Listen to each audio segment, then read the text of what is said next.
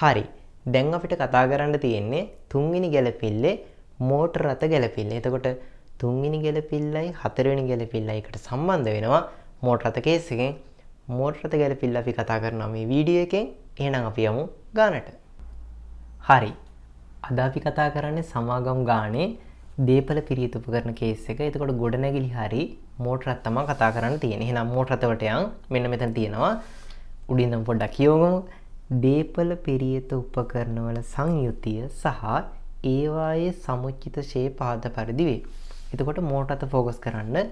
මෝටර රථ තියෙනවා 22 3.31 පිරිවැය අගය 15000. ඊට පස්සේ 21 4.1 කියන්නේ මුල සමුච්චිත ශය මෝටර රථවල කීයද 5000යි. ඔය විදිහටයි තියෙන්නේ. එතකොට මෝටර රථ වලට අදාළව තොරතුරක් තියෙනවා හතරවෙනි ගැලපෙල්ලේ. අර ගොඩනැගිලි වගේමයි. 19/4/1 දින. හරිනේ. ඔන්න 19/4/1 දින. ඒ කියන්නේ පරණ දිනයක්. අරක වගේම ෂෙඩියුල් එකක් හදා ගන්න ඕනේ. එතකොට 19/4/1. හරිනේ. 19/4/1 දින ගොඩනැගිලි සහ මෝටර රථ. මෝටර රථ ફોකස් කරන්න.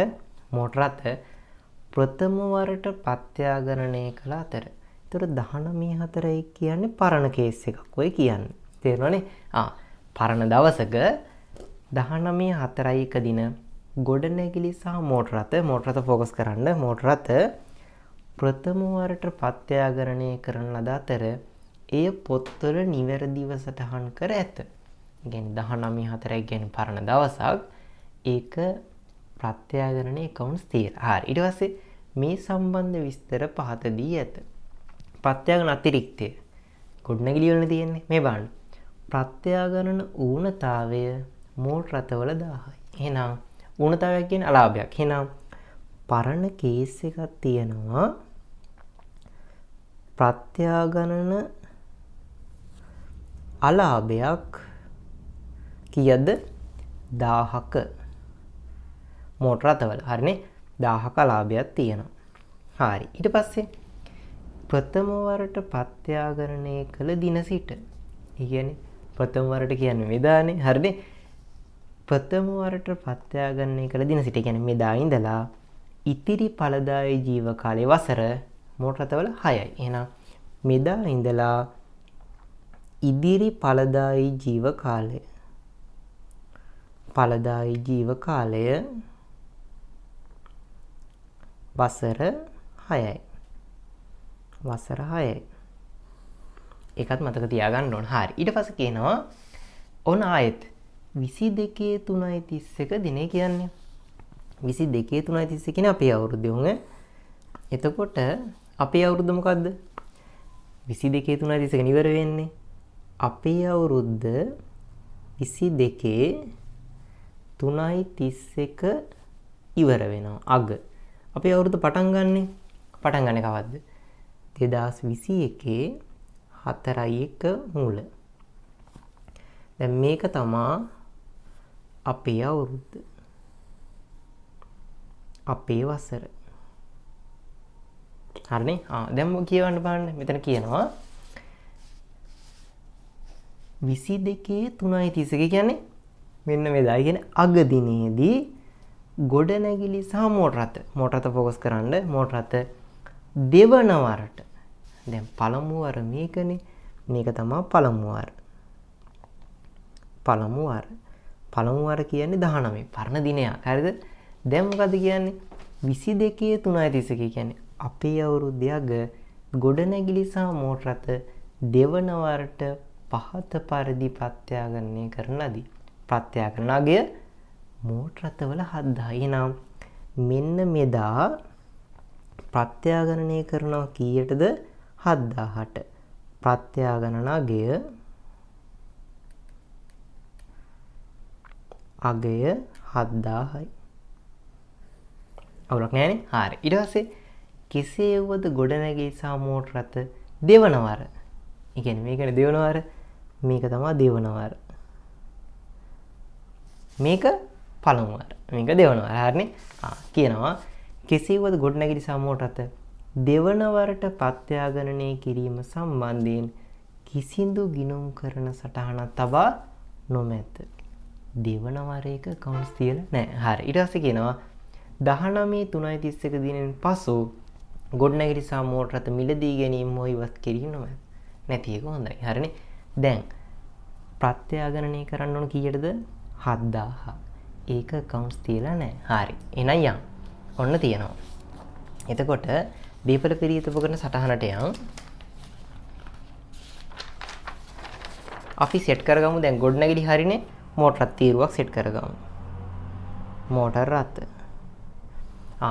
දැනට තියෙන බැලන්ස් එක දාගමු. දැන් අලුත් අගේ කීයද? 7000. ඒක ලියලා නැහැ. එතකොට දැනට accounts වල තියෙනවා මෙන්න මෙතන කීයද? මෝටර රථවල 15000ක් තියෙනවානේ. 22.3.31ට. ඒතර 22.3.31 කියන්නේ අගනේ.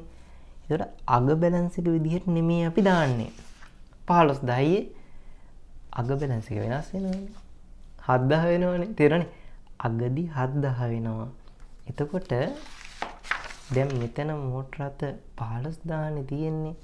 ඒ කියන්නේ මේ 7000 ගන්න කලින් තමයි 15000 තියෙන්නේ. එහෙනම් මුල ශේෂයේ විදියට දාගමු. ඇයි අලුත් අගේ 7000 නේ. 7000 මෙතෙන්ට එයි. හරිනේ? එහෙනම් මුල ශේෂය දාගත්තා. ඊට පස්සේ සමුච්චිෂයක් දාගන්න ඕනේ මේ මෝටර රථ 21.4යි 1 සමුච්චිෂය. ඒක නම් මුල. සමුච්චිෂය කීයද? 5000යි.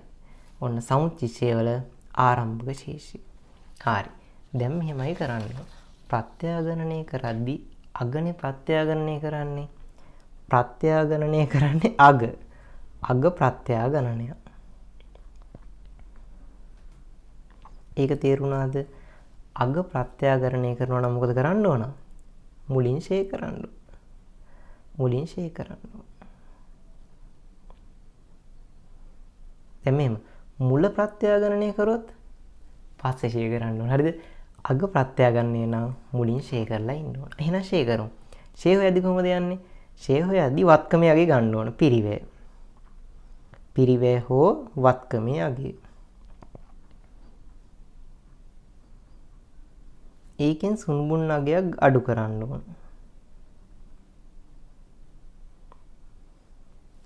බෙදන්න ඕන ජීව කාලය. එතකොට එනවා මොකද්ද? වාර්ෂික ෂය.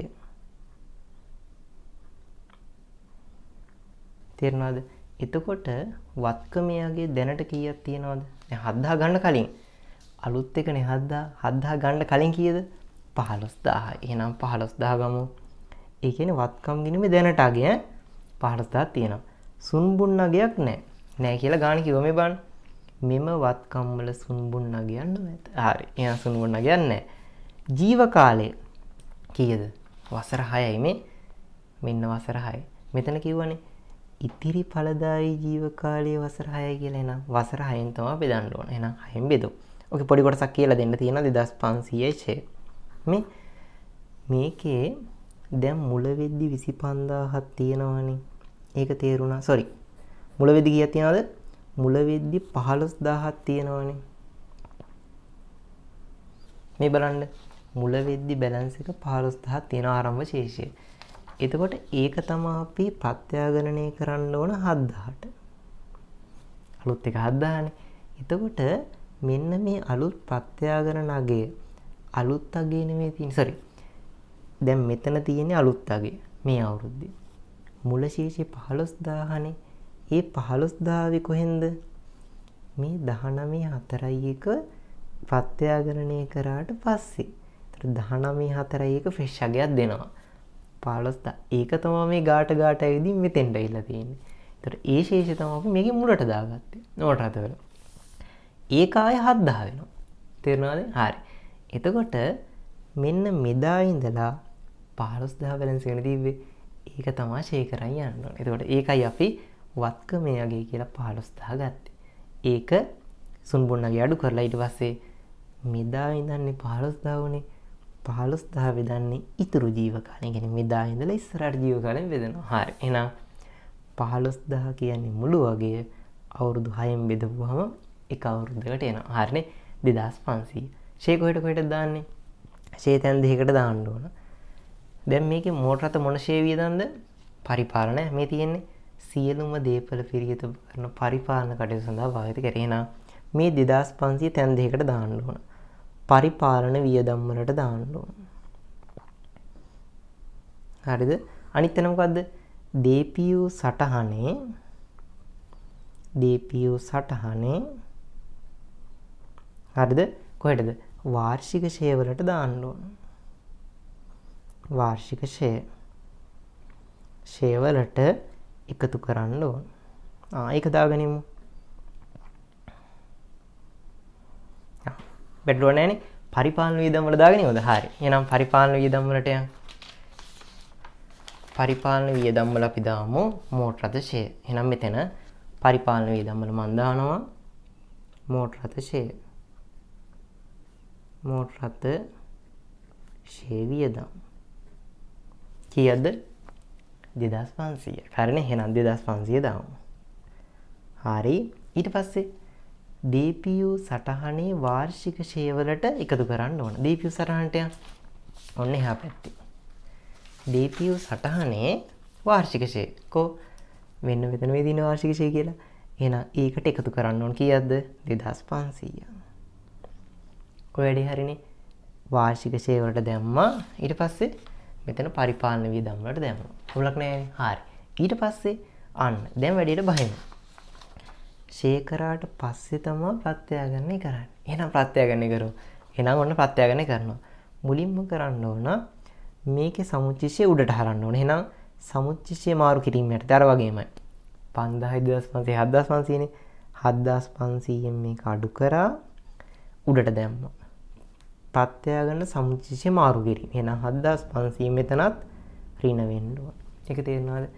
සමුච්චිෂය වලින් අයින් කරා සමුච්චිෂය මෙතෙන්ට දාද්දී පිරිවෙනුත් අඩු වෙනවා. හරිනේ. මෙතනනුත් අඩු කරා මෙතනනුත් අඩු කරා. අවුලක් නැහැනේ.